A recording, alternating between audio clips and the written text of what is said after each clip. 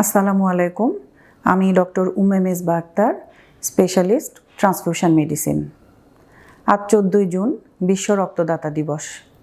আজকের এই দিনে blood transfusion society of Bangladesh এবং এভারকেয়ার হসপিটাল চট্টগ্রামের পক্ষ থেকে সকল রক্তদাতাদের প্রতি আমার আন্তরিক কৃতজ্ঞতা।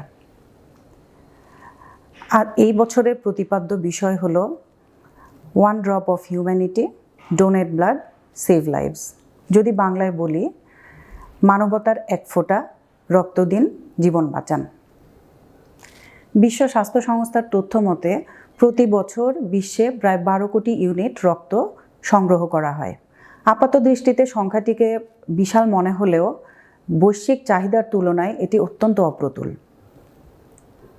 পরিসংখ্যান বলছে বিশ্বে যত রক্ত সংগৃহীত হয় তার প্রায় 40% আসে উন্নত দেশগুলো থেকে, এবং এই দেশগুলোতে পৃথিবীর মাত্র 16% মানুষের বসবাস। গবেষণায় দেখা গিয়েছে দক্ষিণ এশিয়া এবং সাব সাহারান আফ্রিকায় চাহিদার তুলনায় রক্তের ঘাটতি 10 কোটি ইউনিটেরও বেশি।